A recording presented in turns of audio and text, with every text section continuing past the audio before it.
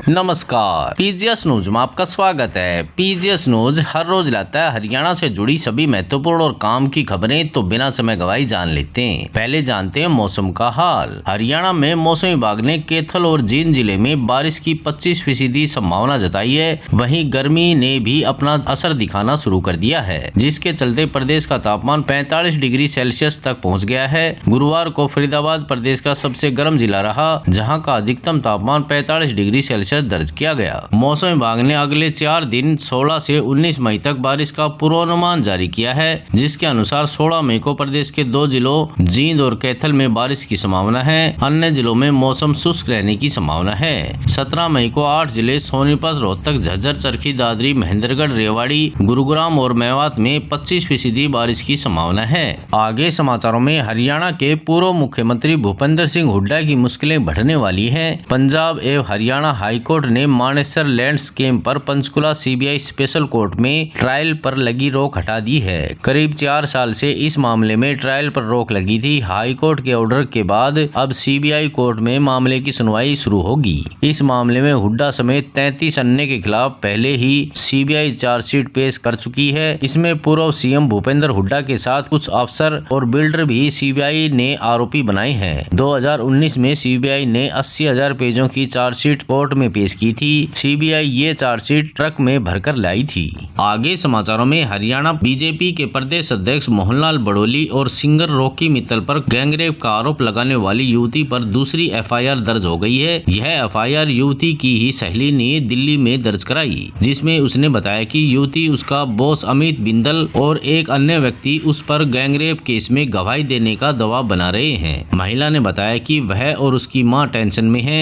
अगर उन्हें कुछ होता है तो उसके जिम्मेदार युवती और उसके साथी होंगे। गैंगरेप का आरोप लगाने वाली युवती और उसके 2 साथियों के खिलाफ सिंगर रॉकी मित्तल ने भी पंचकुला में हनी ट्रैप का केस दर्ज कराया था। पुलिस ने तीनों को गिरफ्तार किया था। हालांकि अभी तीनों जमानत पर बाहर हैं। आगे समाचारों में हरियाणा लोक सेवा आयोग द्वारा 11 मई को आयोजित की जाने वाली जिन परीक्षाओं को स्थगित कर दिया गया था, वे अब 29 मई को आयोजित की जाएंगी। आयोग की ओर से बताया कि कॉलेज कैडर के सहायक प्रोफेसर के पदों पर रसायन विज्ञान विषय की परीक्षा सुबह के सेशन में तथा भौतिक विज्ञान विषय की परीक्षा सायंकाल कालीन में 29 मई को संपन्न कराई जाएंगी। आगे समाचारों में हरियाणा के करनाल में पिता ने बुलेट बाइक नहीं दिलाई और पढ़ाई के लिए कहा तो नाबालिग बेटे ने सिर मुंह पर हथौड़े मार मार कर उसकी हत्या कर दी। जिस वक्त हत्या हुई, पिता गहरी नींद में सो रहा था। कत्ल के बाद वह घर आकर सो गया। अगली सुबह सबसे पहले पिता की लाश के पास पहुंचा और शोर मचाने लगा, किसी ने मेरे पिता की हत्या कर दी। 7 मई की रात हुई इस घटना को करनाल पुलिस ने सुलझा लिया और नाबालिग बेटे को गिरफ्तार कर लिया।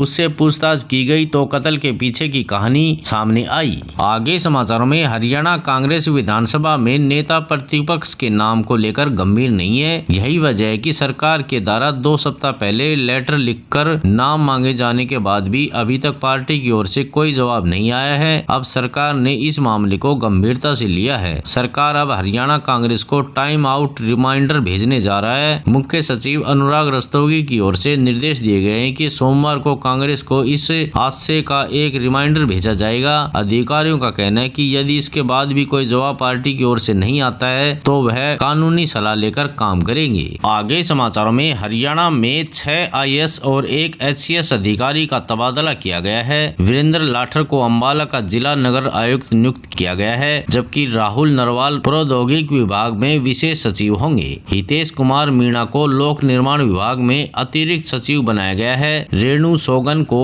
नागरिक संसाधन सूचना विभाग की जिम्मेदारी सौंपी गई है। अर्पित गहलावत को सामाजिक न्याय विभाग में संयुक्त निर्देशक बनाया गया है। आगे समाचारों में अंबाला में प्रदेश के ऊर्जा, परिवहन एवं श्रम मंत्री अनिल विज के प्रयासों से अंबाला छावनी औद्योगिक क्षेत्र को बाढ़ के पानी से बचाने के लिए औद्योगिक क्षेत्र के चारों ओर 16.35 करोड़ की लागत से कंक्रीट की दीवार बनाई जाएगी। इस संबंध में राज्य सरकार से 16.35 करोड़ की मंजूरी मिल गई है और आने वाले कुछ दिनों में दीवार बनाने के लिए टेंडर भी जारी कर दिया जाएगा। आगे समाचारों में रोहतक में सीएम फ्लाइंग और खाद्य सुरक्षा विभाग की टीम ने 2 आंगनवाड़ी केंद्रों पर छापेमारी कर एक्सपायर हो चुकी चॉकलेट ब्रांड मिल्क बार जब्त की। टीम ने दोनों केंद्रों से 8 डिब्बे बरामद किए, जिन्हें बाद में नष्ट कर दिया गया। चॉकलेट को भी जांच के लिए लैब में भेज दिया गया है। सीएम फ्लाइंग की टीम ने आदर्श आंगनवाड़ी केंद्र सुनारिया चौक और सोरा कोठी आंगनवाड़ी केंद्र पर छापेमारी की। आज समाचारों में बस इतना ही। कल मिलते हैं और नई खबरों के साथ। तब तक के लिए नमस्कार।